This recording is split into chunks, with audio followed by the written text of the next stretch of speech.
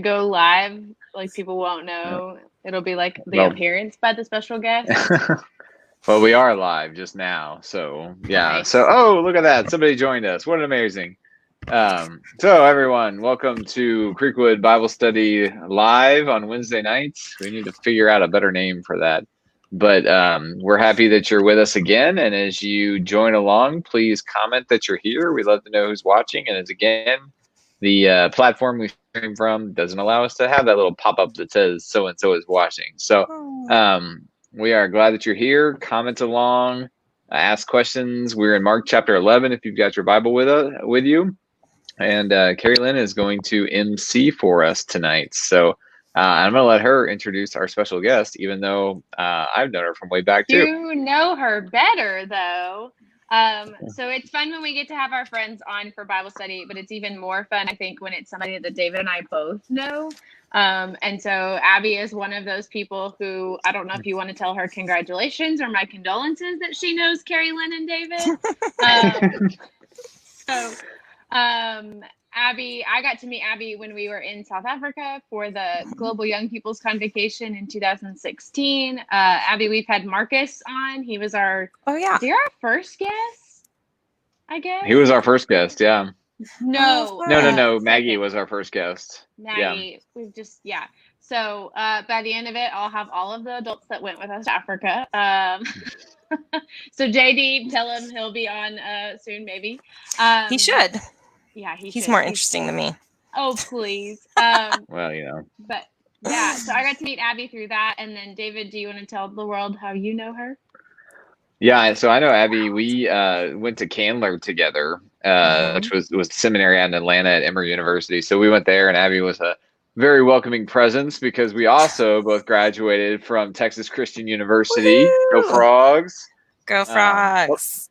Publicly known as TCU. They've left out everything else since then. But I forget. Were you 1 year ahead? When did you graduate in 03 from TCU? I graduated in 02. 02. Okay, so you were 2 years before I was. Yeah. So I'm we've got some purple passion. I had messaged Abby that we should wear purple, and then neither of us did. I don't have any clean purple. Not I like just had clean as in no swear words, but like clean as in I wore it to work out. So I mean, you could have worn like asterisk hashtag at sign or whatever, you know, just to spice things up a little bit. Right. Yeah. And we're in the Gospel of Mark where Jesus is like, you know, kind of gruff. So this could be, you know, this could be a new trend. Spicy's better than jerk Jesus. That's what I've been calling him. But I'm a fan of the Jesus of Mark, but he says what he wants to say as he's thinking it. So it's just like me. Better. That's great. Abby, do you want to? I feel like that's a really good introduction there. Yeah. Abby, do you want to tell everybody what you do and about your family as much as you feel like sharing on the internet? Sure. I mean, we share everything on the internet. I'm a millennial-ish person. I am the director of, I guess, the pastor of connection and engagement at Tarrytown United Methodist Church. I'm a deacon in the United Methodist Church, which means I connect the church and the world and try to make sense of what we do in the building and in our programs and how that actually means anything to real life people who aren't yet in church. I spend a lot of time doing mostly evangelism and stuff that is a little bit strange to connect with people that don't really understand our church words, don't understand why we do the things we do. Think Christians are pretty terrible. So I spend a lot of time in that world. Before I was at Tarrytown, I planted a church, or I helped to plant a church in East Austin called Servant Church. And then I just felt like it was time to do the next thing. So that church is awesome. I miss it. I spent a long time in planting world, and now I'm in a very established church trying to plant new things. So Keeps me I'm busy. pretty sure I grew up, my youth group would go on a ski trip every year with the Terrytown youth group. This does not surprise me at all. Sounds All exactly very right. random. Yeah, but Yeah. it was like every year we were always skiing with the Terrytown With kids. this random group. Yep. Yeah, I mean, I've been connected to them for a long time because I used to be a youth director, and we would work with the youth director from Terrytown. So it's been a while. I'm married Just like to all an roads lead elder. through Terrytown. I think so. I mean, it's the Methodist church, so everyone's connected in some weird way somehow. Yeah, I'm married to an elder in the UMC, JD Herrera. He is the vice president of enrollment at Austin Presbyterian Theological Seminary here in Austin, Texas. And we have 3 awesome children. And I guess that's a little bit about me. Gospel of Mark's my favorite gospel. So There you go. Found one, David. Exciting. Nice.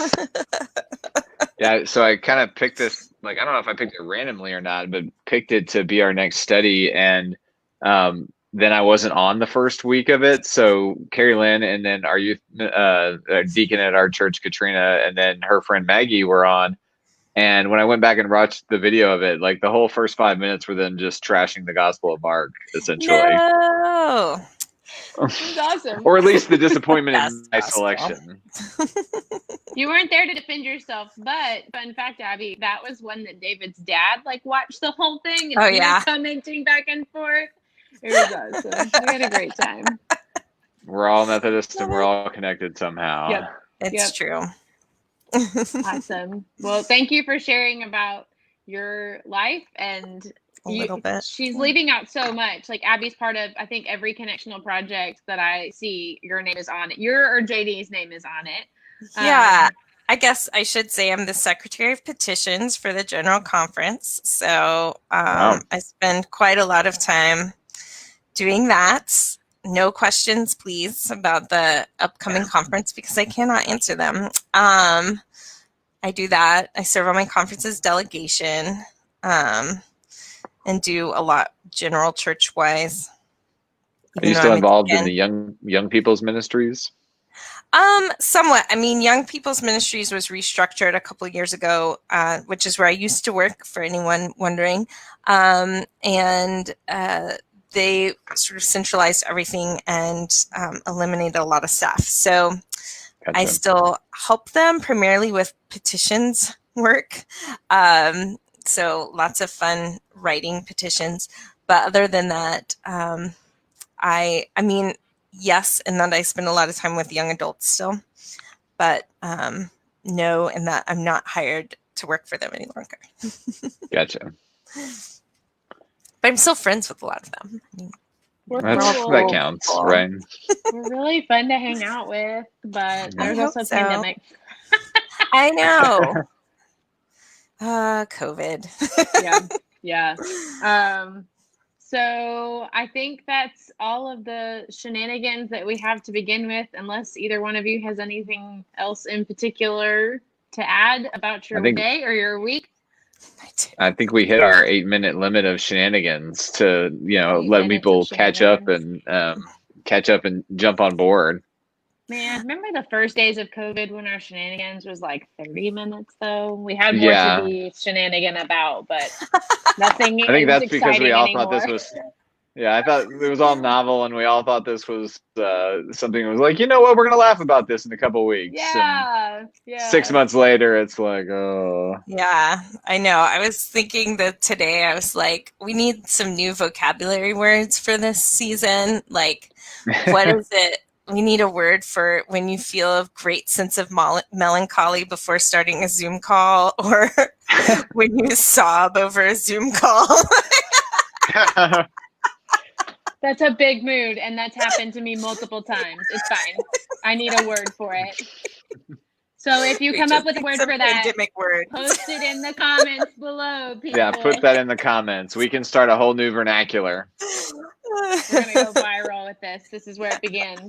This is your Tiger King for the fall, people. Yes, this is the moment. Oh gosh. Okay, well, let's jump into Mark before the shenanigans gets too crazy or sad. And we sob over Facebook Live. That might be a different level. I mean, instead of just the 9 people on your Zoom, it could go out to the entire world. Who knows? Right, to everyone. I mean, so Abby, why David had to fake cry on a video that we played on Sunday, and it is hilarious, first of all. But it like made some dogs like bark and go crazy in people's houses. love it.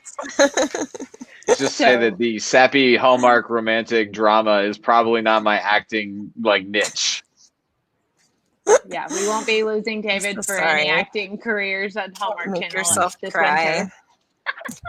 You just need some like So- Vaseline, you know. Yeah. So weird fact about fake crying though is that we started this series. I don't know. It's called Planet Earth or something. Down on Earth. It's Zac Efron goes around and he's talking about the pureness of water for the whole first episode. And while they're going to their first location, the director guy or whoever he's with and him are in this cab riding this long journey. And they're talking about his acting career. And he's like, so you can make yourself cry right now? And he's like, yeah. Like, prove it. So like they had this like manly proving contest. And then he's just like, so then Zac Efron just starts crying in the back of a taxi cab. And it was pretty funny. Oh, God bless Zac Efron. And with that, let's read the Bible. Speaking Yeah, there of you go. crying, let's Speaking read of about crying, this fig tree. We've got turning Let's talk tables and about all sorts of Jesus. stuff. Yeah. Let's read about spicy, jerky, direct communicator Jesus. Amen. We Yeah. need more. All right. So if you're just joining us, the way that this kind of works is that we really love to go verse by verse and section by section here. It has created, I think, some really beautiful ways in which we've gone throughout the whole Gospel of Mark. And so we'll read a couple verses, and then I've got some prepared discussion questions that David and Abby have had in front of them, but also sometimes we come up with one in the moment that they haven't had. So it's always fun.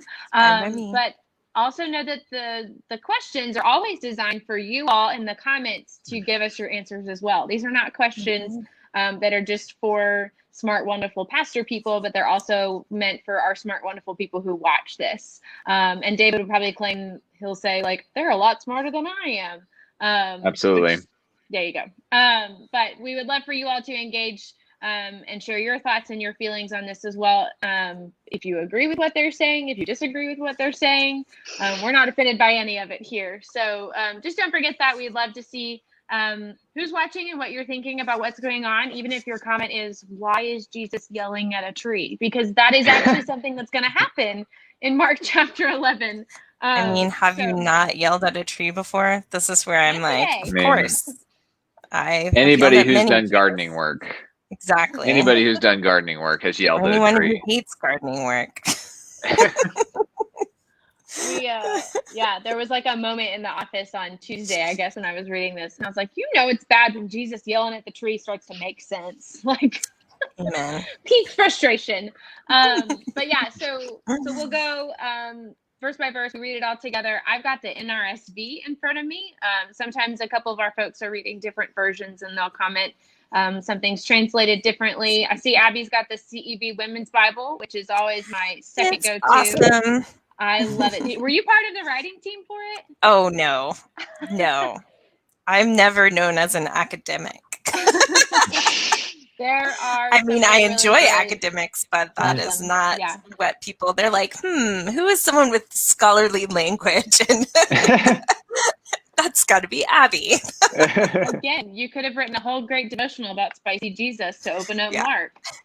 But anyway, so Abby's got the CEV, so she may chime in with how sometimes things are phrased and translated differently that can be helpful, or just make us think about them differently. So we'll kind of work with that all together. So we'll start with verses 1 through 11. So one thing I want to remind everybody before we start on this one is a lot of the times with stories that we're really familiar with, we think we know what the Bible's going to say because we've been preached, we've been taught. That was a word that doesn't exist. We've been preached up. We've been preached to. That's probably one of we those have, words that all the people Abby hangs out with use all the time is preach. All the time. Yeah. Yep. oh Well, man. I mean, they would say we're preachy. Yeah.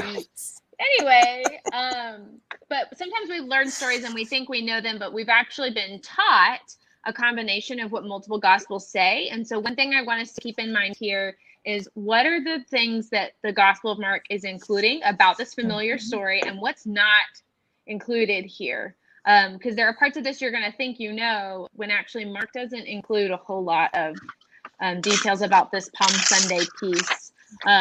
He never says that there's any palms. So just keep that in mind as we're reading this. It's really, I do it all the time. It's really easy when we get familiar passages to just tune out. So I really want to challenge everybody with this first section. Super pay attention. What is Mark including? What is Mark not including? Almost pretend like you've never heard this story before and kind of see what that does for our experience tonight. So this is Mark chapter 11. We're going to start with verses 1 through 11 here. It says, when they were approaching Jerusalem at Bethphage and Bethany near the Mount of Olives, he sent 2 disciples and said to them, go into the village ahead of you, and immediately as you enter it, you will find tied there a colt that has never been ridden. Untie it and bring it. If anyone says to you, why are you doing this? Just say this, the Lord needs it, and it will be sent back here immediately. They went away and found a colt tied near a door outside in the street. And they were as they were untying it, some of the bystanders said to them, what are you doing untying the colt? They told them what Jesus had said, and they allowed them to take it. Then they brought the colt to Jesus and threw their cloaks on it, and he sat on it. Many people spread their cloaks on the road, and others spread leafy branches that they had cut in the fields. Those who went ahead and those who followed were shouting, Hosanna! Blessed is the one who comes in the name of the Lord. Blessed is the coming kingdom of our ancestor David. Hosanna in the highest heaven. Then he entered Jerusalem and went into the temple, and he had looked around at everything, and it was already late. So he went out to Bethany with the 12. So there's a couple of things to just kind of chat before we get to our questions here. So here we see again, this is kind of the pinnacle increase in Jesus's popularity that's been happening really since like chapter 3 or 4 in the Gospel of Mark. That has really been this kind of rising action. Like verse 9, I think was really interesting when it said those who went ahead and those who followed were shouting. I think when we think of Palm Sunday, we think of, oh, the people who were in Jerusalem lined the streets and they were shouting, but it was the people in Mark's account, the people who had gone ahead of them and the people who were following them, because we just had this account of Bartimaeus, of all these people who are following Jesus, who shush him and tell him to go away. There's this large crowd that's continuing to follow Jesus as he continues on.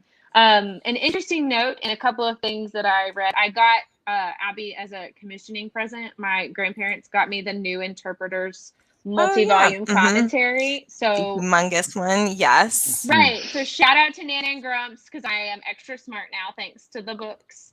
So I read them this week.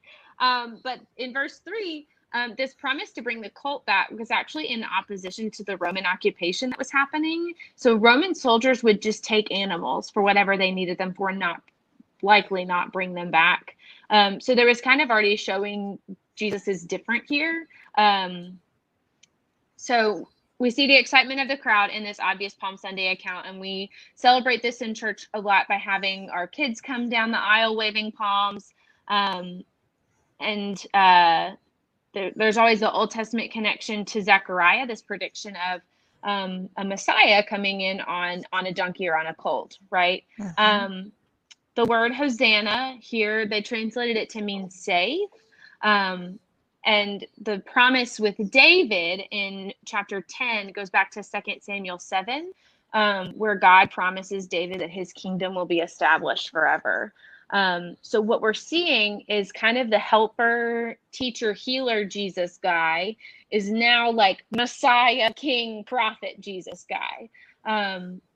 Which is interesting as he's entering into Jerusalem, into this historic city, into this pinnacle Jewish hub of religion. And the procession, they're what am I trying to say? If you're hearing about this procession with with eyes and ears of this time. What you're hearing is something that was rolled out for a king, and for big religious festivals. So think like if we describe to you what like an inauguration day was for a president, that would be what was happening here. Like Jesus got in a limo and rode down the streets of Washington, D.C., and then went to a ball for every state in the country or whatever it is that they do. I've never been to inauguration day, obviously. Oh, it's phenomenal. I've been to one. What? I was thinking of Aladdin when he comes into Agrabah. Better. That's so much better. And Disney. The Will Smith or the Robin Williams? Either one. I like them both. Okay. He was on an elephant that had never been ridden. That used to be a monkey. They go together. This is why I hang out with people who have children, because I don't remember this part in Aladdin, but I believe you. Yeah. Anyway, so I was thinking about, obviously we know what's going to happen, right? We know these people that are shouting Hosanna, they're shouting these Old Testament prophecies, they're shouting these compliments towards Jesus and affirming his status and his authority. We know exactly what they're going to shout 5 days later, right? It's not a secret. All right. Spoiler alert, Jesus dies. Like, sorry. And so I thought a lot about family gatherings, because we've been all spending so much time, at least those of you who live with spouses and children, you've been spending a lot of time with family. But also like the holidays we're having to think about them. And I thought about my personal family gatherings, and the first like 10 minutes are always awesome, because you walk in and it's like you haven't seen each other in a while, and there's kind of some pleasantries that are exchanged. And I don't know about your family, but at Christmas or Thanksgiving, like there's kind of always a tussle at some point. Nobody gets crucified at my family gatherings, but like it almost never is like pleasant all the time, right? And so I was thinking about like, this is like the beginning of the family gathering. Like everything's fine and nobody's upset yet, but it's because the expectations that everyone has for one another haven't been ruined. I think what happens when we have arguments in family gatherings, it's our expectations are not aligned. And so what I want you both to maybe talk about a little bit is, what did the people who were shouting, based on what they're shouting and what we know about what they're shouting, what did they expect of Jesus? And were those fair or unfair expectations? Yeah. So I'll kick off. I think you can see the what we do know looking back. You can see how misguided the expectations were.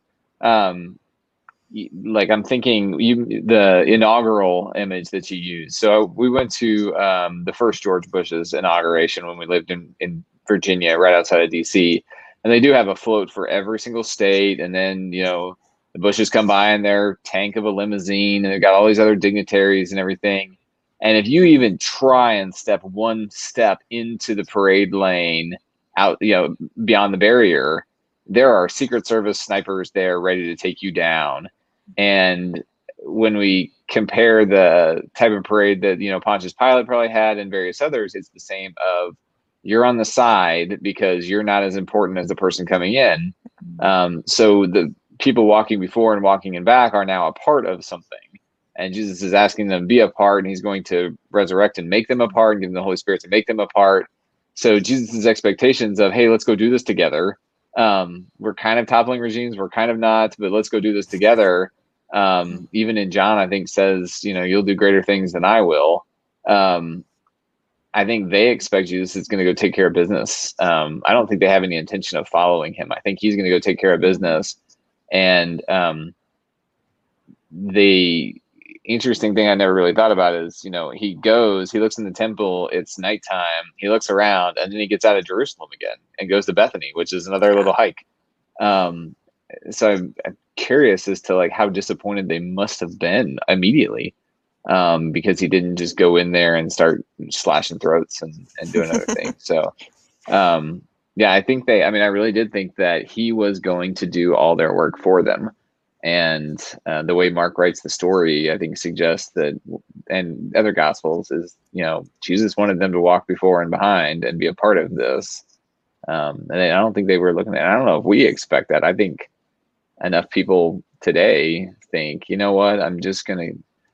So have you ever heard the thing about, Jesus Take the Wheel by Carrie Underwood? And there's they're the old bumper sticker of Jesus is my co-pilot. And there was the counter bumper sticker of like, well, if Jesus is your co-pilot, you're in the wrong seat.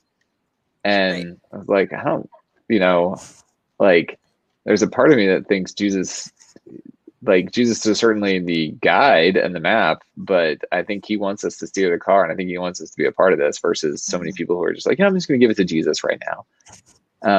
Well, that means giving it to the body of Christ, and we're part of that. So I think, there are a lot of things that I find interesting about this, right? That generally when you are in a parade of someone powerful who's coming through, you are there to get something, right? Like they're going to throw out gold coins, or you'll get a koozie about the inauguration day or whatever. Like you are able not just to say you were there, but have some kind of memento or get a prize. And this is very different from that, in that Jesus is riding in on a stolen colts. I guess they asked if they could use it, but we don't really even know. It's people standing around. Who owns this colt? No idea. But he's going to bring it back. So that's good. But I just think there's this image of this person with nothing coming in, and it is almost like, they are strange expectations, because I don't think he's riding in with a ton of guns, right? He's riding in on stolen property. And I love that. They're shouting, "Blessed is the one who comes," the coming kingdom is coming. And Jesus, most of this time, has said the kingdom is here. Mm.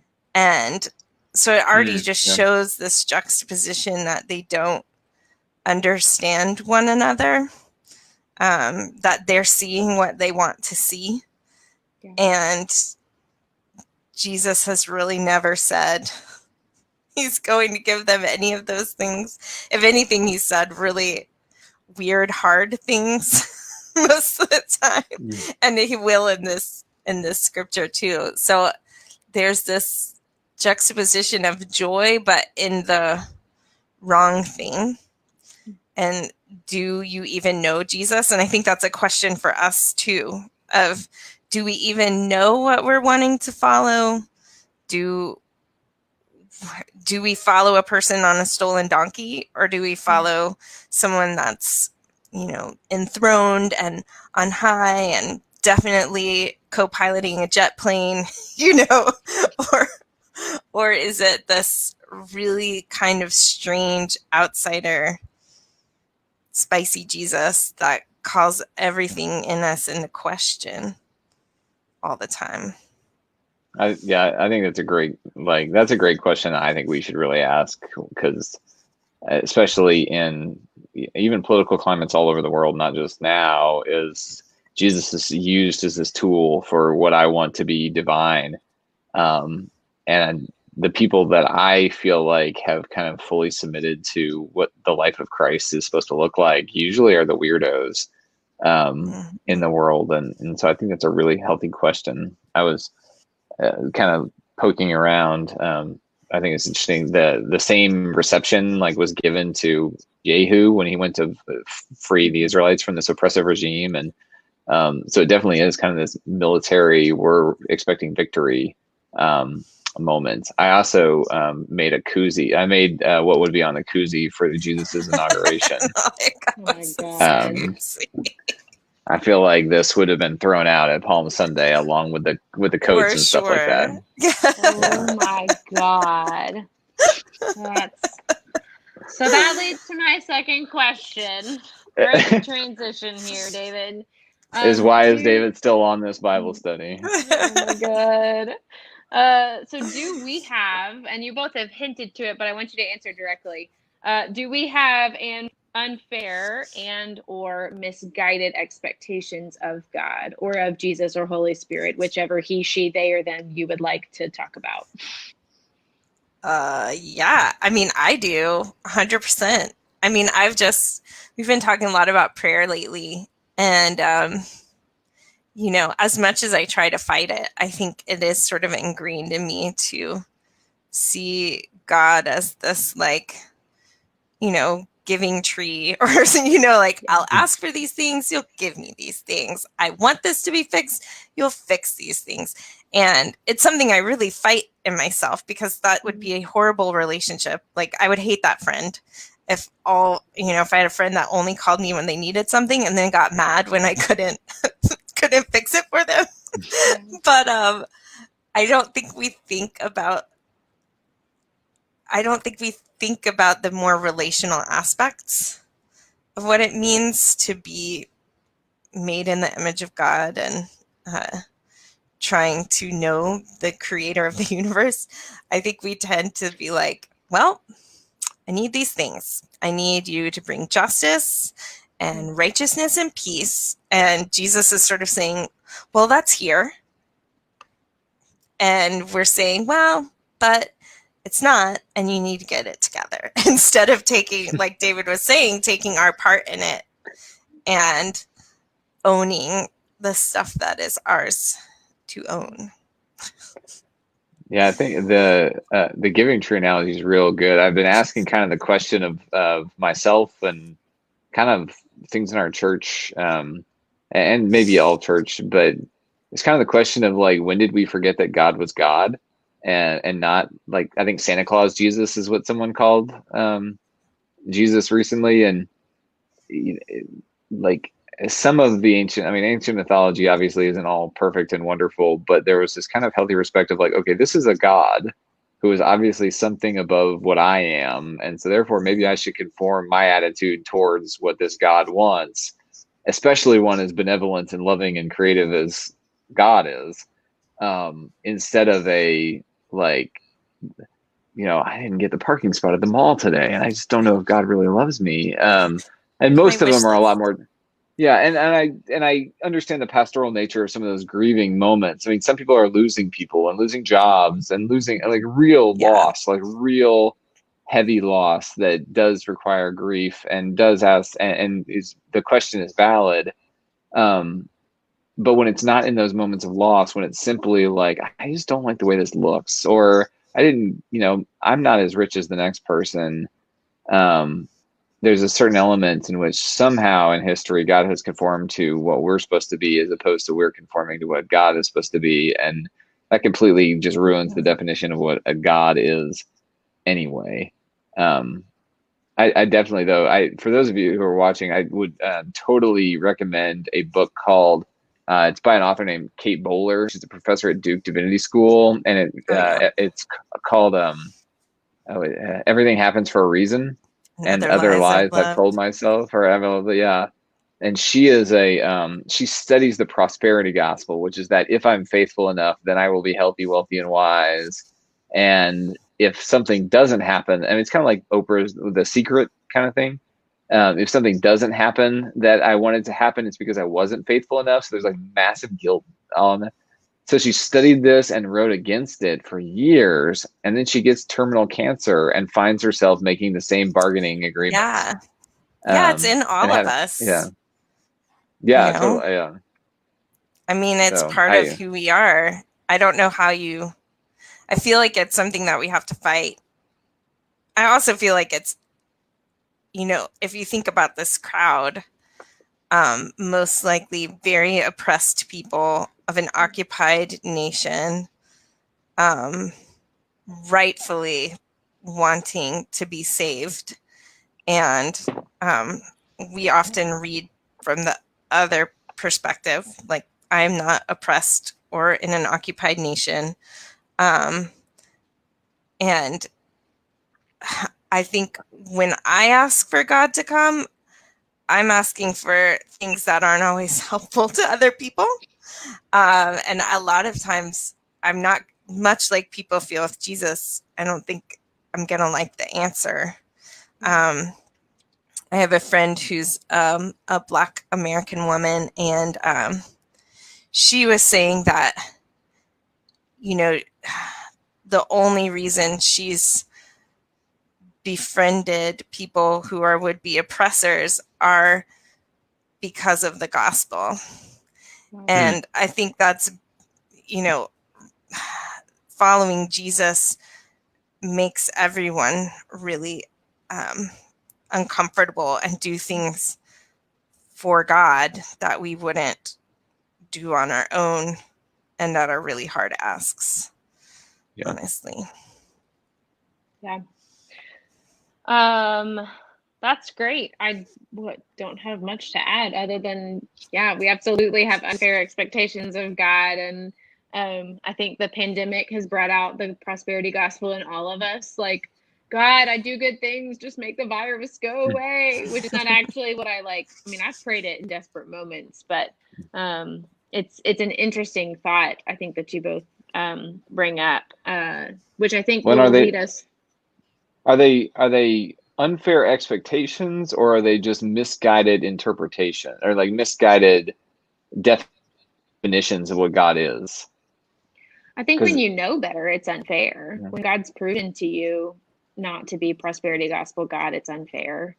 When you don't know better, it would be misguided. I think it's. Oh, sorry. I was going to say, I think it's a fair question of God. Certainly one of the ones that I have for, like, if I could ever get a real answer, I would, you know, I do think the question of basically theodicy, why do bad things happen to good people?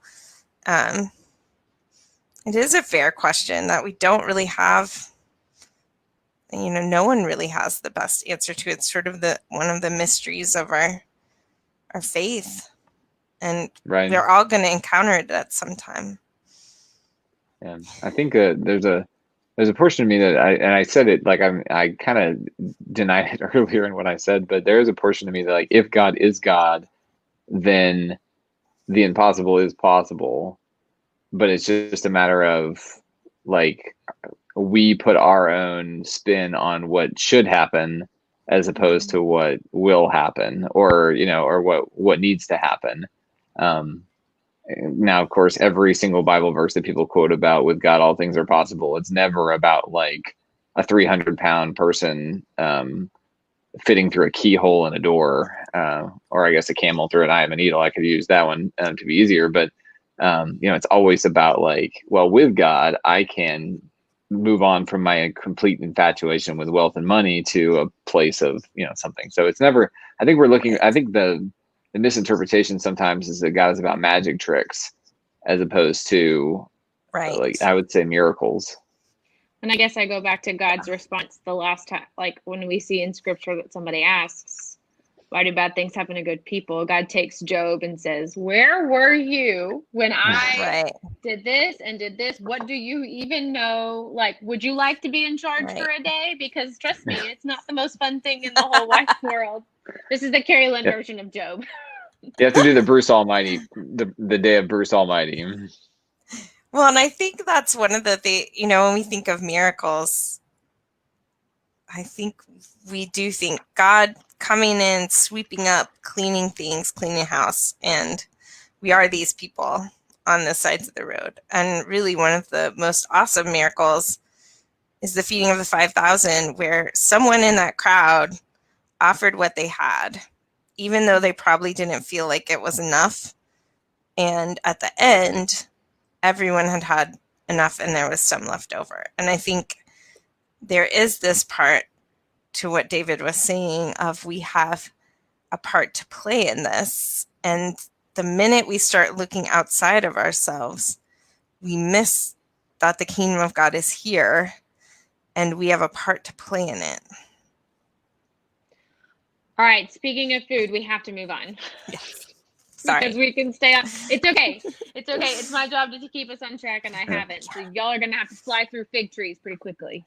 That part's weird anyways. We can. I read so many books, though. I was really stressed. There was just a lot I don't know. That's just another day, though. Okay, so we're going to do we're going to do just 2 verses, but y'all, we're going to make it quick. So this is verses 12 through 14. So on the following day, when they came from Bethany, he was hungry.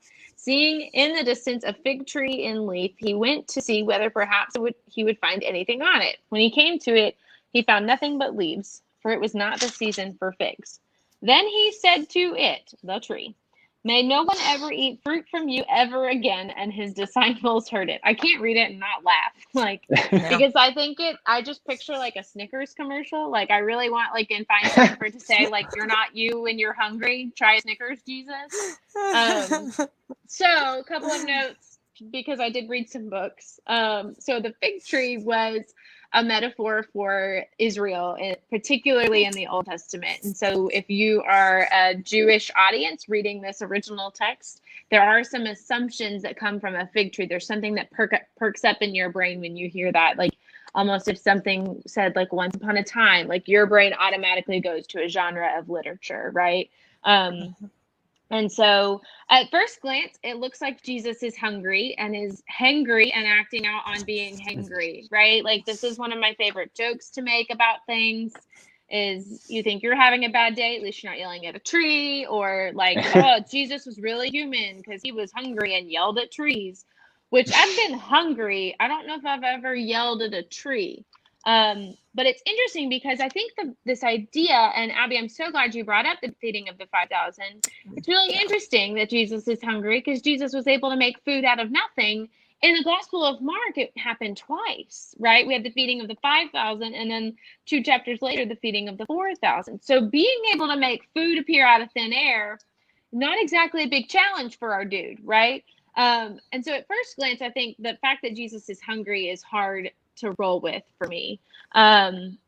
But at second glance, I think if you look at this from the perspective that Jesus is frustrated, that's when Jesus starts making sense to me. In peak moments of frustration and pandemic time, I think we've all had it at least once in the past week where we've had peak moments of frustration. We're spending more time, for those of us who live alone, by ourselves, for those who have nuclear families in the house with spouses and with children than ever before. Kids started school the last couple of days. And so Jesus being frustrated and yelling at a tree is really relatable. And this is an incomplete narrative, right? This is it's sandwiched with this temple moment. We'll get back to the fig tree.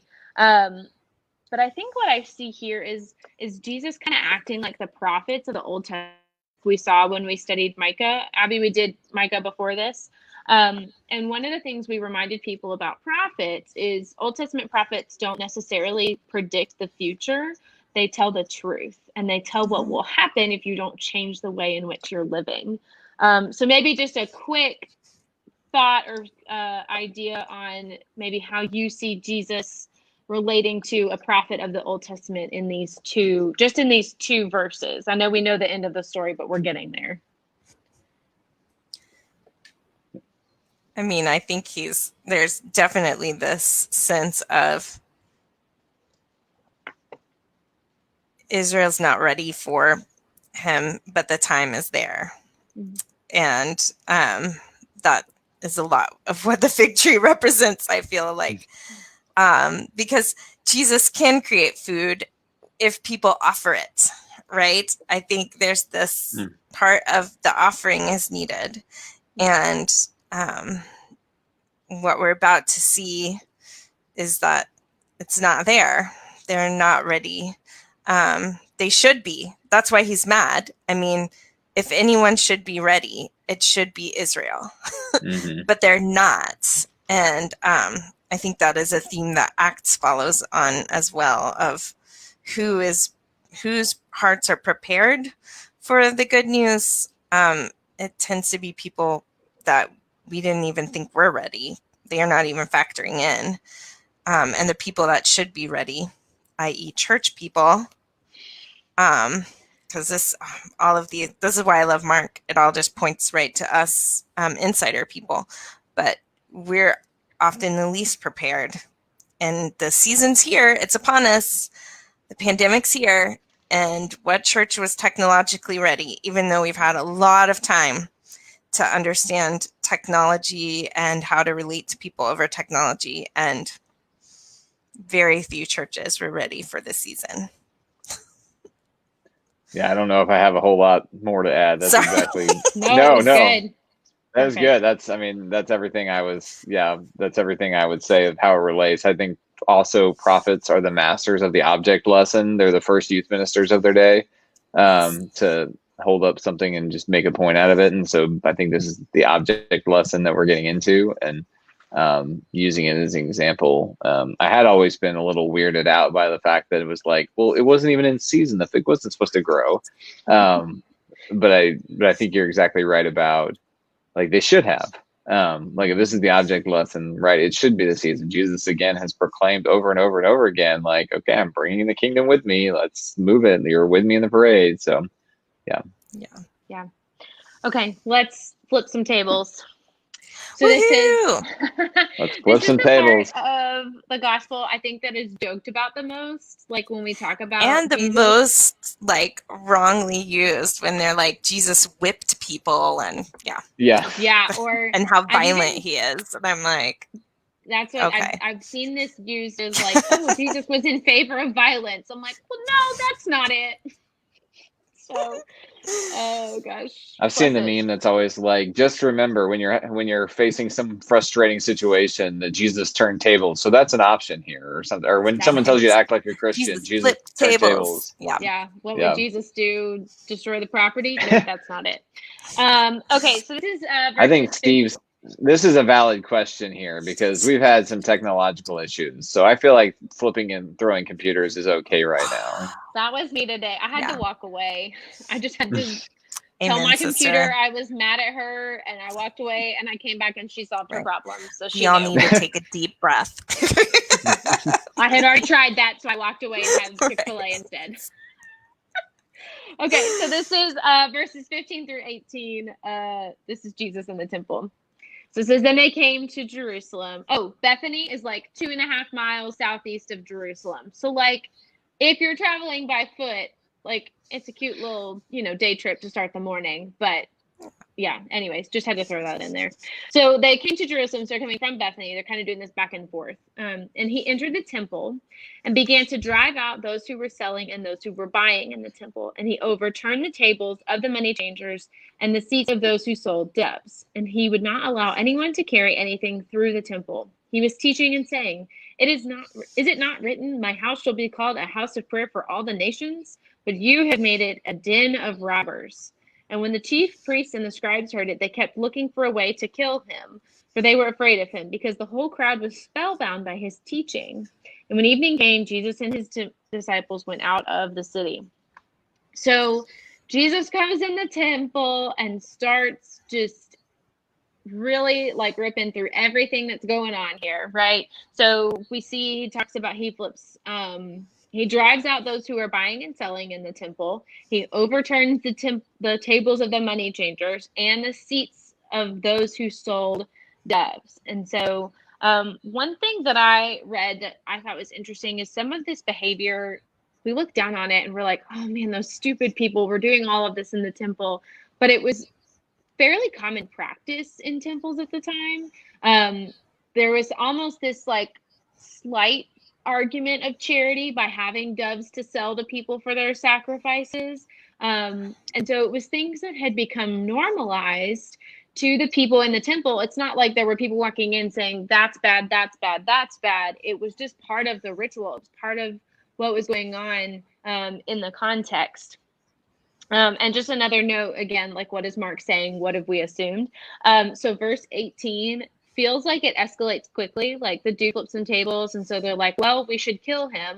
But if you remember from chapter 3, this happened in Galilee from the very beginning. It said they began in that moment to seek a plot to destroy him, or whatever the verbiage was. I think I just quoted Star Wars on accident. It's just another day around here.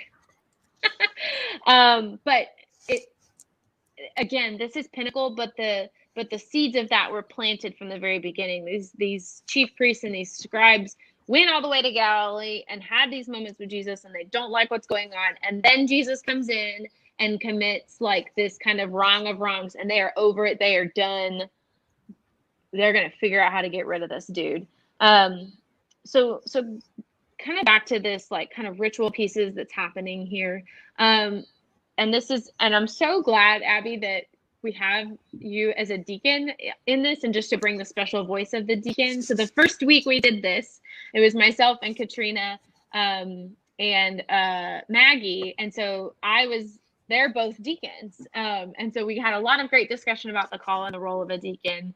But one thing I love about deacons is their job is to just be a lot smarter than elders. And one like story I tell, like Katrina always just helps me out when she'll be like, hey, you should remember to pray about this thing in the world. And I'm like, what even happened? Like, I don't know.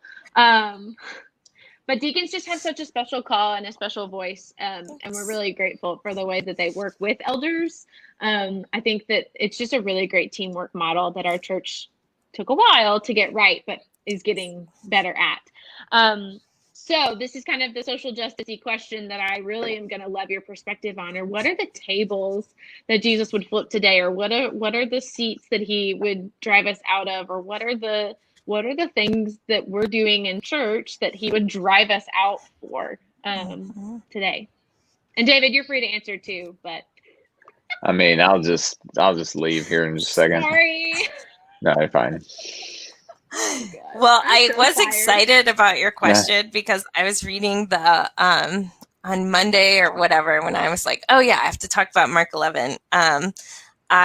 So a year ago, I decided not to read any more commentaries by white men because I felt like I just needed a new view on scripture.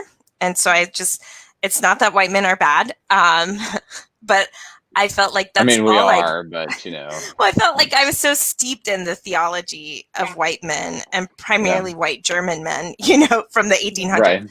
And so I was just like, there are a lot of amazing commentaries and theologians out there from entirely different perspectives. So those are the only commentaries I've been reading. And I have the Queer Bible Commentary and a Women's Bible Commentary. And I think it was the Women's Bible Commentary that made the really good observation that when Jesus does this, it's not just like some act of anger, like it grinds the work of the temple to a halt. Yeah. Like they can't be the church, at least for that day, if not more. Like he has made it impossible for the church to do what it does. And that is a big deal, right? Mm-hmm. And it's not just like my first image when I read that was like, what if on Sunday morning, Jesus came in and turned over the organ, closed the piano, drove everyone outside and barred the doors and was just like, you can't do what you came here to do. And because that's essentially what he's done. And then that made me think of, in some ways, has that happened with COVID? We've been flipped, y'all. Like everything's been turned. And some of us are operating as if we haven't been all turned over, and that's not going very well. And then some of us are operating as if we have, but we have no freaking clue what to do, and it's very overwhelming, and we do get mad about it. Sorry, just so y'all know, your pastors get mad because what is the right thing to do in a global pandemic? Everyone thinks they know, right? Well, and everyone says they know, or and all of those answers are different, and everything we try to do makes someone angry, no matter what. And so I just was sort of like, we kind of have been flipped. So we're living in this like temple that's paused and not able to do its work. We can't get that loose change collection plate. And so all y'all are going to have to own up and put in and do our work if we want the work of the church to continue. We just have a very different vision of ourselves. So yeah, I know that doesn't answer the what tables would Jesus flip today, but mostly because I got kind of stuck in the part where I do feel all flipped over. Mm-hmm. I feel really flipped over, and I feel guilty for not thinking enough about what does it mean to connect online, what does it mean to connect outside of Sunday morning, like not deeply thinking of that before everything flipped over. And I feel like I'm one of the people that has thought about that, but not as deeply as I should have. And so I can just really identify, I think, with the people in the dove chairs. I'm like, what do I do? Oh, I do I know. thought I was doing the right thing. Yeah. Yeah. Yeah. Now I'm overwhelmed and scurrying and, hoping God will bring good resurrection out of that. I don't know. Great. That's yeah. So when I read this story, it speaks to me a lot of the Jewish leaders kind of couching their allegiance to the Roman Empire within the big monstrosity, beautiful temple that was there. I mean, it's almost like when you go to St. Peter's Basilica and you see how wonderful and beautiful it is, and then you learn it was built by like slaves and all sorts of things. So I think there's an element here in which I think Jesus is coming, and I actually never thought about it like the work has to stop, right? I thought it was that's a really great image to look at right now, especially. But I think Jesus goes, and I'll be very pointed here. I think Jesus goes to whatever country's flag is in your sanctuary and takes it out immediately. And I think Jesus goes for, and whether righteous nations or a great nation or a dictator nation or whatever it is, I think Jesus takes it out because the kingdom is supposed to be something that is not of this world. And I can see where I mean, just all over the world, not even just in America, but the church just becomes kind of this puppet for the nation. And it may not be the church leadership that does that, but it's the influence of not wanting to step on toes of the church people that we kind of let it fly, and then it ingrains, and then all of a sudden, it becomes kind of a common thing of, even Barack Obama gave this really, really wonderful speech at John Lewis's funeral. Like, it was incredibly moving. And then at the end of it, he kind of like was walking off from the microphone, and then he kind of came back and was like, "And God bless America, God bless you, and God bless America." Right. And it was like, and I think he's a Christian before, you don't want to blame him for, I mean, I hope, he can say that, but it was almost like but I have to say that because it's supposed to go hand in hand. Right. So I think in this story, Jesus is trying to sever the ties of where these people are.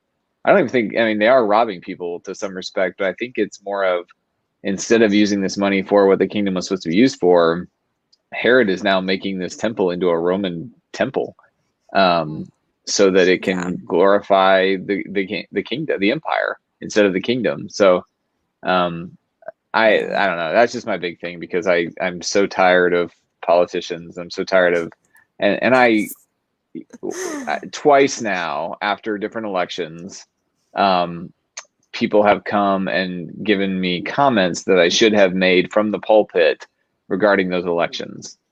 One was, when Barack Obama first got elected, I was in Kansas, and somebody told me that I should have praised God more because finally the right person was in office.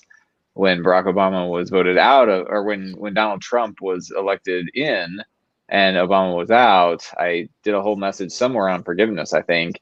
And I'm walking down the aisle to go shake hands, and someone grabs me and says, "I wish you would have comforted people a little bit more." I'm just really confused by it. And he says, "Well, if you just would have thrown in something like, well, God has blessed America because the Antichrist is finally out of office." I was just something like that. Something like that. I mean, so I've received it on both Democrat and Republican, both Democratic and Republican Right. sides of, well, why didn't you use your sermon time to really uplift my political party? And that's just couched politics within something that's not supposed to be. I mean, the gospel is political, but it's not supposed to favor one nation over another.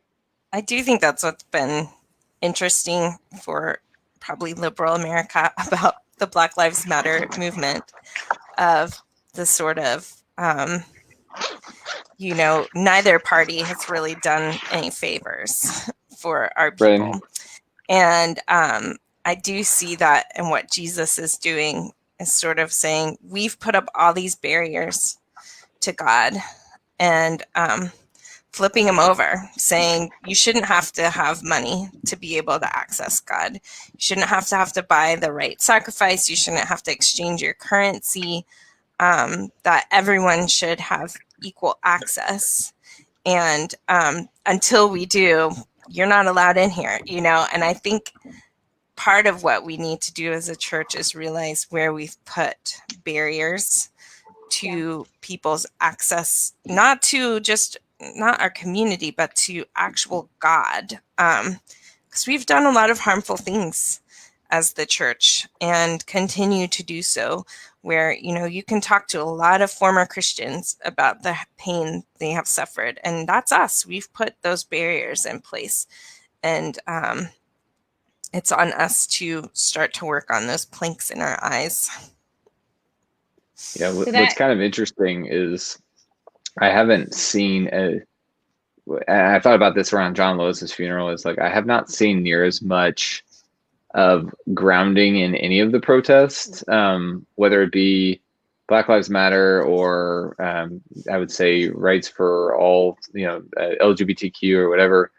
There are certainly some movements within the church that have theological grounding and based in religious speak, but I think the church has hurt people so much that the protests aren't based in the gospel, like Martin Luther King or whatever, somewhat to their detriment from in my opinion, at least, because there is such truth in that and such rallying point. But I think that they haven't included it because why would I include something that's done so much harm? Right. It's not a golden stamp of approval anymore to include the church in Right. your protest. It's a death sentence for anything. I don't know. For most things that are fighting for inclusion, right? So yeah, it it's pretty sad. Sorry, to show up into those spaces with my clergy collar, and have people very surprised that the church would be present. Yeah, because we've kind of been asleep, and maybe self-involved, and more worried about who's sitting in our pews and less about where are our people and what are they doing when they leave on Sunday. And that's not been good for us. Yeah, that speaks to a really interesting experience I had. So like in June, kind of right when we were seeing more protests around for Black Lives Matter, there was a whole thing in downtown Allen one morning, and it was one of those things that it was bigger on the internet than it was in real life. Just one of those deals. But there was this gathering of pastors, and it was at the police station, which was downtown, and across the street there was this precious 21-year-old kid who was holding up a sign. And it's really funny because I went down there and I'm wearing my Creekwood shirt, and somebody took pictures when they drove by, and they took pictures. They were like, oh, it's so divided. Pastors are on one side and the people protesting are on the other, and the pastors are protecting the police. And I'm in both pictures. I went back and forth. It cracks me up because even in this gathering of pastors that met down there and had this whole like group text message about where to meet, people still didn't know what to do when there was a protester on the other side of the street. And the public perception became that what we were doing when we were praying, because it was kind of obvious we were standing in a circle praying, it looked like we weren't with this kid across the street, right? And we weren't not with him. We weren't not with our first responders either. But I think we failed to communicate that we were with both, right? And what we did and what happened and what it was perceived as on the internet. And it was funny because when I went over, Abby, I have my mask is a rainbow. Is probably my favorite one I wear right now. Because it just opens up more conversation than I thought it would. And so sure enough, I go over and this kid and I are talking about violence against, Black people. And then he goes, so how do you reconcile wearing a rainbow mask and being a pastor at the same time? I was like, oh, okay, here we go with this conversation. This. Yeah. Because, even this guy couldn't believe that a pastor, one, who was my age, but two, was down talking to him when the others who weren't Methodist was also wearing a rainbow mask. Like, it was just nothing that he'd ever seen or made sense before. So this kind of leads a little to my question for either of you on a personal level, and choose to be as silly or as serious with this as you want. Or both. But are there any tables, maybe not in our current context, but any tables in the church, big C church, little C church, that you wish yourself that you could flip? You can't name all of them because we don't have that time, but.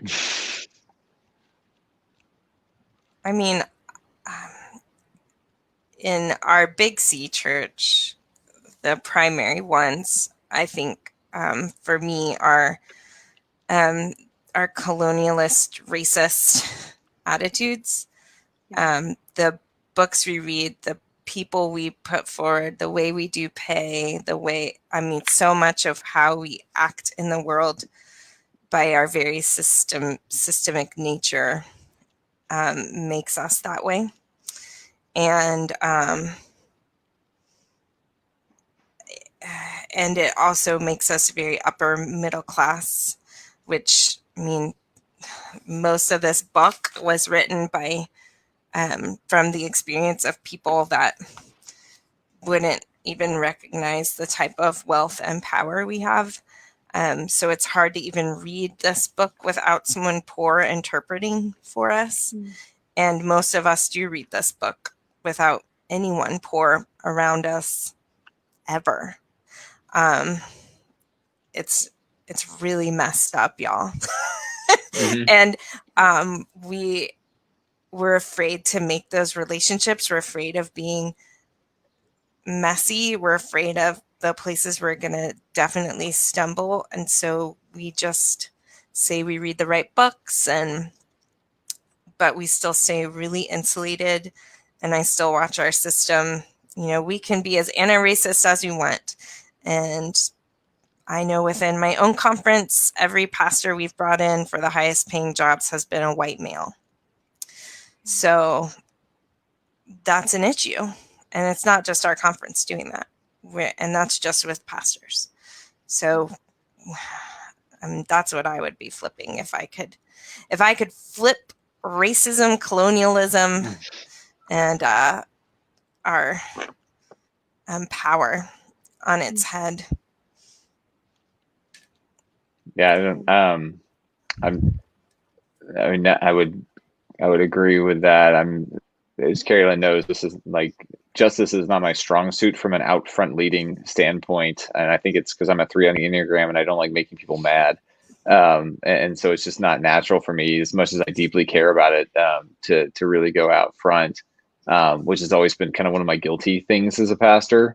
Is I can build buildings and make disciples and baptize people and do great mission work, but it's kind of but I also have, and I think that's part of the table that I would personally like to turn, and looking inside of myself I still fall very much victim to Adam Hamilton envy, or name your mega church or whatever, of saying okay, well, success looks like that versus success looking oh, we have these great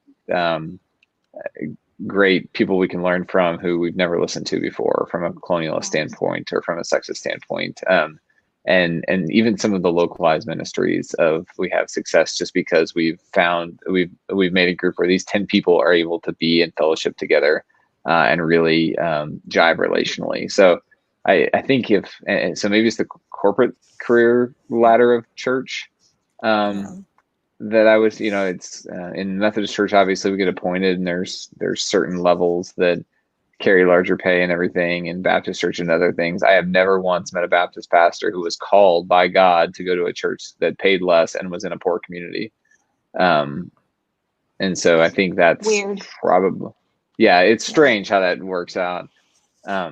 So outside of that, I still it just grates on me how I think colonialism is the best word that Abby just used, but like how integrated the church has become with whatever nation you happen to be a part of, and that God loves you more. And I thought that kind of ended with World War I and Karl Barth's work, but nobody reads that seriously. So now we're not listening to James Cone either, or other people that have written similar things. So it just grates on me. It just grates on me because I think I had one professor who said, every time the church and state get together, the church always loses, which is a shame because we have such a better message. Yeah. Yeah. I think to add my 2 cents, I've thought about, Jesus drives out the money changers. I wonder if, Abby, like in your metaphor, like Jesus would drive us out of our churches, but I wonder if we would be driven to, like, those of us who worship in mostly white churches would be driven to historically Black churches, and we would, and Jesus would usher us in and say go, or we would, be ushered into churches in poor communities that have small rundown buildings that are falling apart, that are not spaceship sanctuaries, where the worship is just as meaningful and just as heartfelt, if not maybe even more, right? That's what I've wondered. And so I think for me, the table I wish I could flip would be the pieces of worship that don't bring us together. I wish I could make a building big enough for all of us to go at one time, right? Or for just, that 1 hour on Sunday morning to look a little less segregated some way or another. And if that meant that I didn't get to preach ever again, that'd be fine. And I think that, I don't know, that's just what kills me on Sunday mornings a lot of the time, is looking around, and man, I love our church and I love the people in it, but it just kind of kills me when I look around and everybody looks like me. Yeah. It's And tough. that's an active choice on our part. Yeah. We just don't see it that way because it has become so normalized, but it's an active choice we make to live where we live, to have our kids in the schools we have our kids in, to continue to be with people who are like us, because it doesn't challenge us. It is uncomfortable to be with people with very different experiences from you, and to commit to learning from them before you share anything. It just is. And so, I wish we were better about being, foxes without holes. Being more Christ-like in that way of acknowledging our discomfort and pushing through it. Yeah. Okay, I got to get to the point of the fig tree. Yes. I was going to say that the humorous one that I used to always want to turn the table on was VBS. Up until recently, I actually fell back in love with VBS to some respect, but when I first got, in various churches I've been in, it's been the planning process has been a nightmare. And it's always worked out. And every time I volunteer every week for it, and then I just love the week. So the week is great. Yeah. But I couldn't understand why we were putting in months upon months upon months into this 1 week. And with the cynical notion that most of the people are hopping from one to the other, when we could be putting so much more effort into actual discipleship of our children week in and week out to grow this core contingent. Now I've changed my tune a little bit on some of the things we've been able to do, but the other thing that leads me to that I thought of was the Christian conference circuit, where we're considered really holy if we go listen to people speak about racism. Yes. And we get up there and we talk about racism, and we're all really proud that we went to this conference about it. And then we go back and I'm like, yeah, I went to this conference, but I still go to church with, primary English speaking or whatever. So. All right, I got to move on. I could go off about VBS for another 30 minutes, but if we're going to get through this, I got to push us. Okay, so this is verses 20 through 25. So this is bringing back the fig tree. This is the Oreo sandwich of the fig tree getting yelled at, the temple getting flipped, and then a little lesson from Jesus here, like good old times in Galilee. So this is verses 20 through 25. In the morning, as they passed by, they saw the fig tree withered away to its roots. Then Peter, oh, sweet Peter, Peter remembered and said to them, Rabbi, look, the fig tree that you cursed is withered. Jesus answered, have faith in God. Truly, I tell you, if you say to this mountain, be taken up and thrown into the sea, and if you do not doubt it in your heart, but believe what you say will come to pass, it will be done for you. So I tell you, whatever you ask in prayer, believe that you have received it and it will be yours. Whenever you stand praying, forgive if you have anything against anyone, so that your Father is in heaven. Sorry, if you have anything, forgive if you have anything against anyone, so that your Father in heaven may also forgive you your trespasses. I read the CEV this week and was not prepared for the flip of how the NRSV phrases this. So my bad on getting that wrong 12 times. So just a couple of notes on this. So the tree is not just withered away. It's not just dead, but it says it's withered away to its roots. It's completely destroyed. There is no little bit left. There's no baby Groot to grow out of it. That's it for this tree. It's done. So when we get to sections that I find popular and find to be misinterpreted often, I call it misinterpretation station. So back to talking about prayer, which I'm really excited we're ending on this. Jesus, at first glance, it looks like you would be able, if you have enough faith, to flip the material world, which God has created certain rules of physics that wouldn't be true if you prayed hard enough and you believed enough. Misinterpretation station, I don't think that's what's happening here. Just because I think what Jesus is getting at is, I think Jesus is posing the question, what are you really asking for? If a mountain needed to be thrown into the sea and you weren't asking it to prove that your prayer is good enough or that your faith is good enough or to benefit you in some way, I think that that's kind of what Jesus is getting at. And I was kind of reminded in this forgiveness passage at the end, which is why I worked so hard to read it correctly, because it's part of my point here. I was reminded of, so I feel like a lot of things I know about Judaism come from watching The West Wing, which is not great. I will admit, like I should know a lot more from other places, but I just learned a lot with West Wing. And so one of the episodes, they're talking about Yom Kippur, which is the holiday that is for forgiveness for Jewish people, right? And it comes around every year. But the day before is a Rev Yom Kippur, which is when you ask for forgiveness from other people that you have wronged, the day before Yom Kippur, which is when you ask forgiveness from God for your sins. And so this idea of Yom Kippur is that you have to be right with the other people in your life before you can approach God. And I deep dived. My Enneagram 5 wing came in hard on yesterday because I read this really interesting article written by a Jewish man in response to the West Wing episode. And he talked about how it was we went far in the internet. But he talked about how Jewish ritual, the ritual of going about Yom Kippur every year is, he said, it's not a way of avoiding the interpersonal work that is necessary. And I thought that was such a wonderful, beautiful thing, because I think when we become more aware of this interpersonal work that's necessary, interpersonal work's really hard, whether you're like a totally mentally balanced person or not. That interpersonal exchange is really difficult, and particularly as people of faith, right, who believe in forgiveness and believe in love and believe in grace. And so this Erev Yom Kippur, there's increased charity in the Jewish community, and there's this reaching out to people, Jewish and non-Jewish, that you need to ask for forgiveness from every year.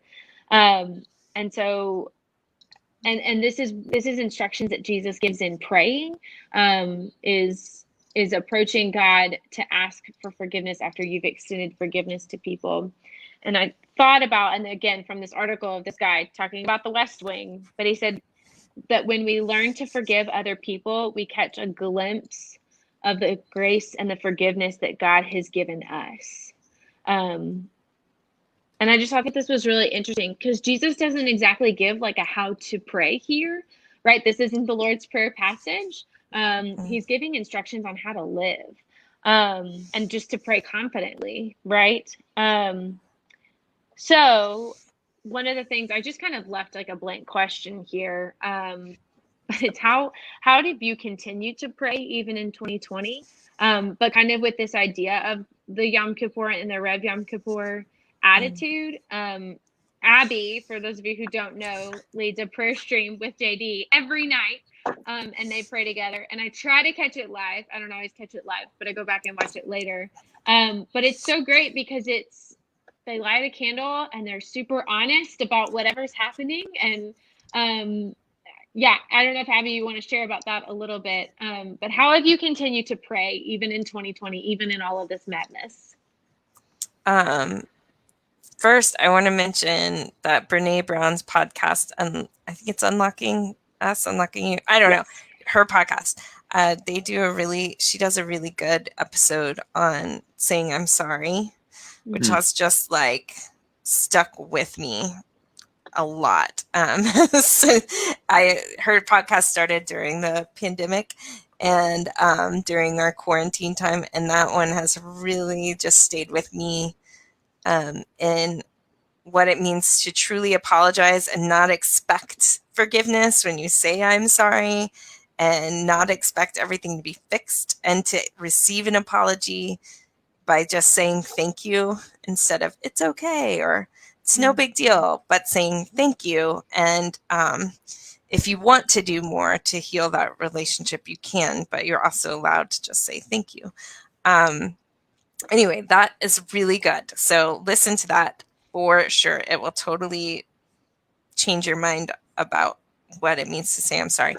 But the other thing about this text, when I was reading the Women's Bible commentary, it talked about how comforting this might have been to people reading or hearing this, because it's after the temple has been destroyed, and the temple was where you received forgiveness. That's where you enacted Yom Kippur.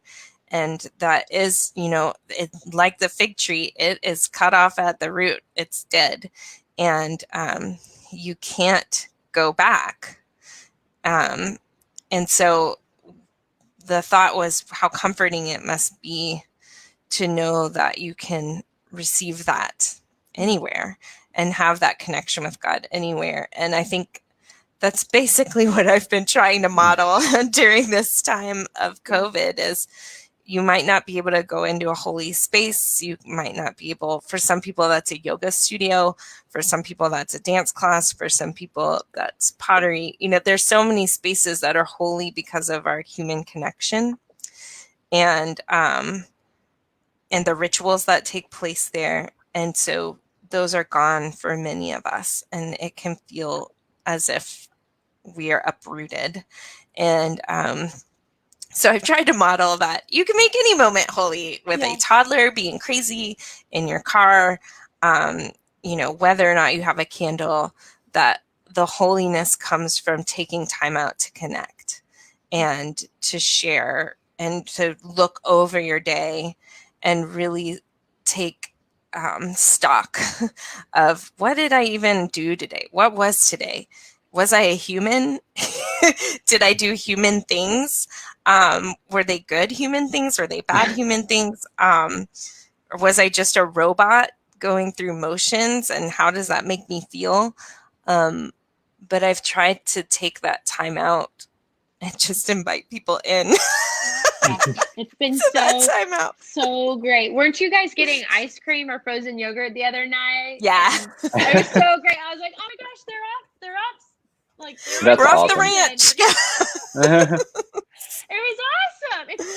It really and there's a rhythm to it, like having it at the end of the day, but at the same time, like I don't catch it live every day. I don't know. It just has been really, and sometimes Cora's there and sometimes you have to leave to go put Yeah. Cora back down. Yeah, like just modeling. so And for real. sometimes, like when school's in session, that is the first time of the day JD and I have talked to each other the whole day. You know, we've kind of passed one another and certainly told each other what to do or said, you got to be here, this or that. And this is in our own house. But, you know, at the end of the day, it's like, oh, I want to know what you did today. I didn't see let's it. tell the internet. Yeah. Right. Let's tell everyone. But I think so many of us are coming to the end of the days feeling that way. And it's been good for my friends who are single, who feel completely lonely and isolated, to be able to tune into that prayer time and feel connected. Yeah, it's so wonderful. Thank you for that gift in this season and faithfully continuing to do it, because it really is just a life-giving thing for me. I get to just, truthfully, I get to just enjoy it. It's so great. Like the time where I Creating hurt voyeurs him into when the I Herrera kissed house. him. Yeah.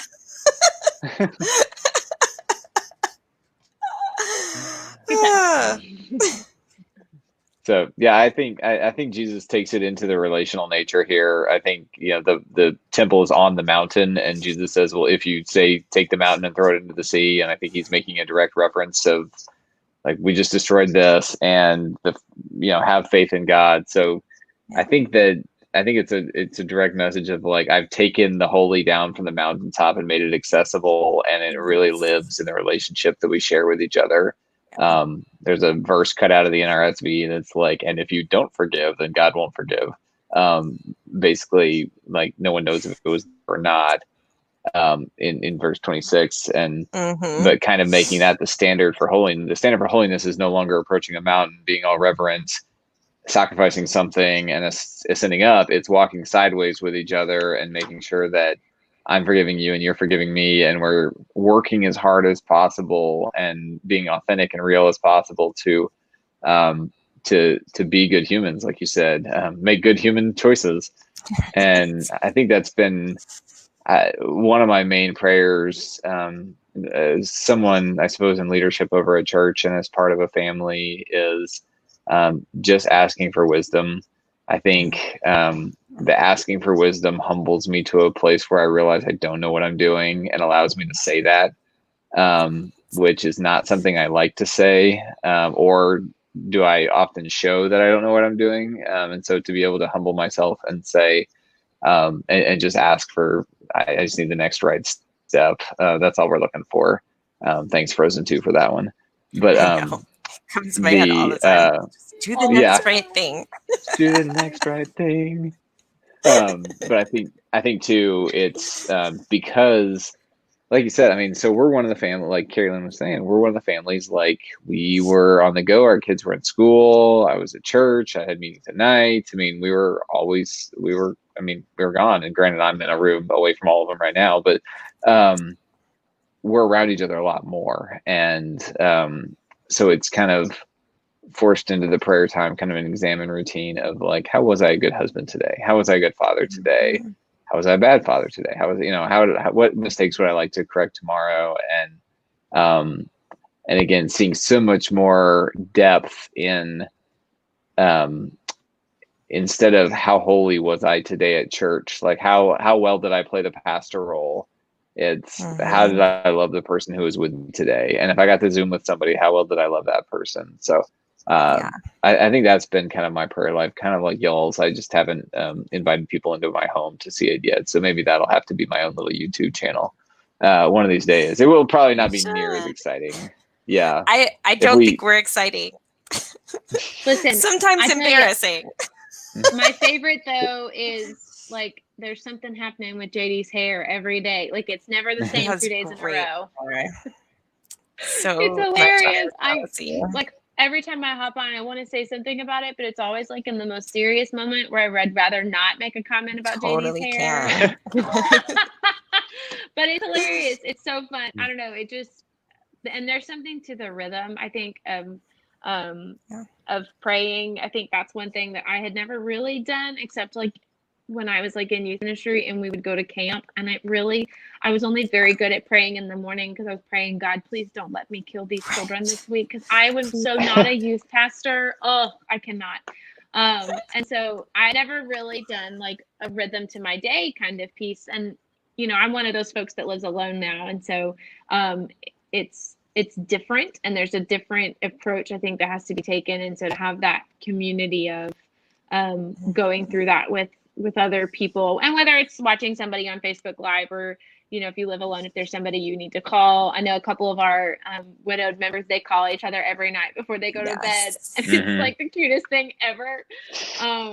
But there are so many ways I think to add a rhythm, and sometimes just examining your day can be prayerful.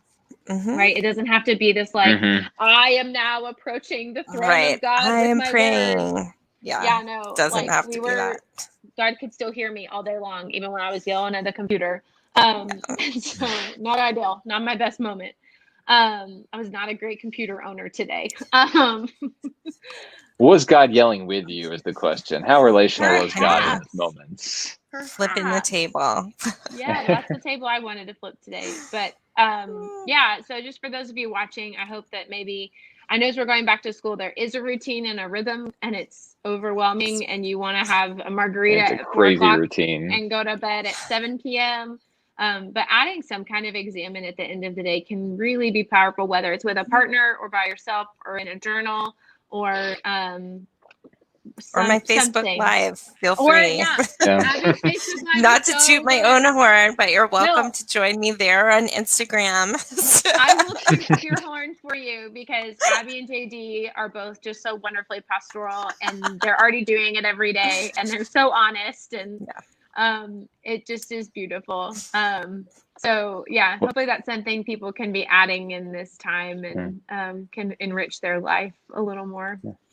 I think there's something to it too, that when you do that, it's kind of like an implicit notion that you're going to have another day, which maybe hopefully is not depressing to anybody, but it's kind of like, well, there is a future. Yeah, sometimes. Many times. But I think I think so. Like Jesus has killed the right now. Yeah. When all the days are the same, it's, you know. David's just trying to have a nice moment, but it was funny. Well, that's right. Yeah, no, it was good. No, I was thinking about that. I was like, you know, there probably are some people that are just like, you know what, if I could just sleep tomorrow all day, that would be great. I mean, thinking about the next day is what makes me panic. I just have to think about today. Yes. If I think about the next day, then I think about the next one and the next one. And then I'm like, they're all going to be the same. But I think that's where I think that's when you're inviting God into that situation, like you're inviting God into like, okay, well, there is a next day and there's a day after. And so there's a promise kind of thing. So that's where I was going before I decided that everyone was manically depressed in my own head. But so I mean, that is the good thing about the examen, right? At the end of every day, you can see God was present, and so you can look forward to that tomorrow. Yeah. And I have said that sometimes when I've been panicking. I've been like, you know, God's shown up every day, so that'll be good. That's true. I have to figure out. So I've got a little like Google Mini that's like my sound machine for sleeping now, because I'm 2. And so you tell her good night. I have a box fan.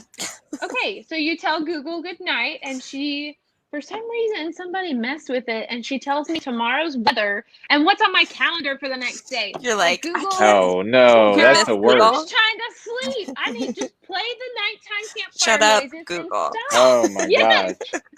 And sometimes if I'm going to bed after midnight, it tells me about the stuff that's not like, it's like 2 days away or whatever. And so like Friday, it was really funny. I went to bed after midnight Friday.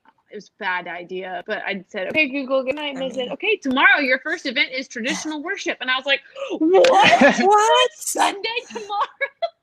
I'm not ready. Yeah, too many devices gone wild.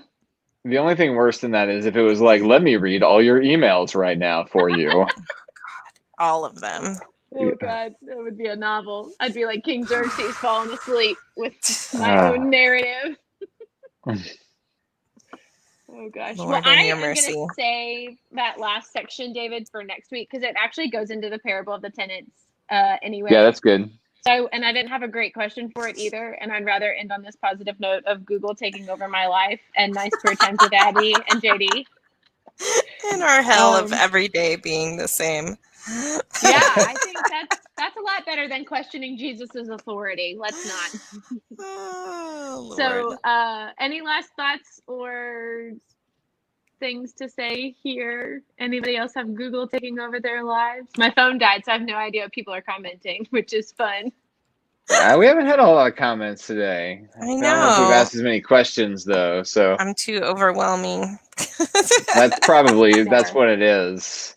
Never. I think more intimidating, impressive, and Yes, intimidating. that's what I definitely Brilliant. put down, the impressive, intimidating. Absolutely, yeah. You can vibe. add that to your resume now. Oh gosh. Yeah, people love an impressive and intimidating woman. I mean, time and time again, it has been No, proven. times are changing. Times are changing. Oof. Someone's got to be the leader. Oh my god. And with that, And with that, maybe that's where we need to leave. Google telling us good night. And... Right. listen. Oh, Laura Howard is going to try yelling at a tree tomorrow. Do her kids Woo. start school tomorrow? Is that why?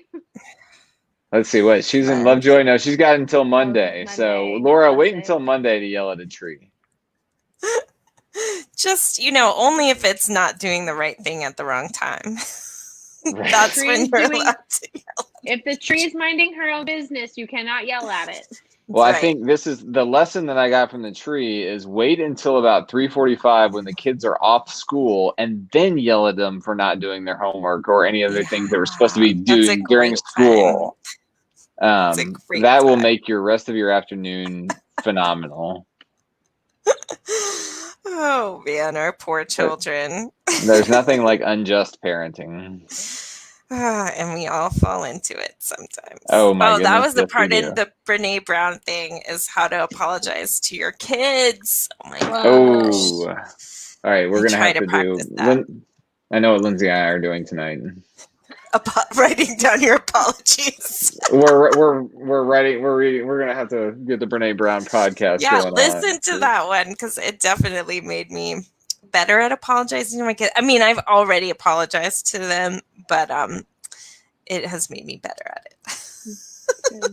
Yeah, that whole podcast is I haven't listened to that episode, but it's pretty she good. started like right when the pandemic hit, and so her very first episode gave me a whole new language for my life in the last year. Yes. My whole life in the past year has been an FFT.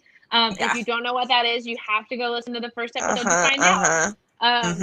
Yeah, that's great. I was stuff. like, now I remember that. Yeah, Lindsay sent me. She's like, you got to listen to this. And I was like, It's I don't know if I can use that one, but yeah, it is good. Especially her, anyone that has more resources than me and who is smarter and wiser than me going through the same things as I am, i.e. doing a podcast from her closet on top of dirty laundry because of COVID. I'm like, amen, sister. Right. I need to hear your stories because I did not expect to make my office into a broadcast center with a green screen and lighting. Plus, it wasn't my office. It was my son's bedroom.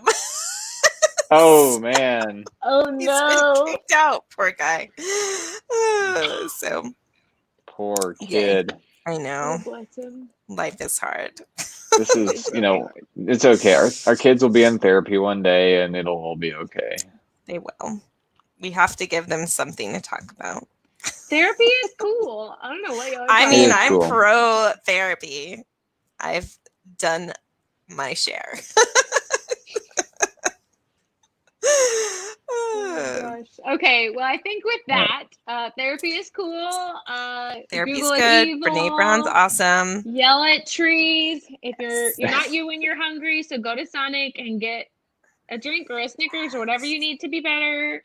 And I think that is all the wisdom in which we can impart this evening. I think Fig Newtons would be the appropriate snack. I think so. That's a sad snack. Or if you've But they're become fig. like me and you're like cooking a lot, a fig tart. Ooh, there tarts you That's a go. little better. That's a little That'll be better. good. Okay, sorry. I'm going for the Walmart version of biblical Although exegesis. it's peach season, so like It's true. peach cobbler sounds really good right now. Now I'm just hungry. But Maybe peaches sorry. in season you can't yell at. You have to yell at the tree that's true. out of Yeah. season. Oh no. I think it's now Honeycrisp apple. It's time to yell at some Honeycrisp apple trees. Exactly. Oh gosh. All right, folks. Thank you for those of us who are joining us yet again. This is just man. You thought these Who Bible may or studies may not were be back getting next week. y'all thought these were getting old. They are not. We just keep them interesting around here. Abby, thank you so much for joining us. It's so thanks, fun to Abby. have friends of both of us on. Yay. And Yeah, all of your thank you. wisdom. Y'all are the best. So All right. that's I'm going all to I end the got. broadcast here. So good night, everyone. All right. Good night. Goodbye.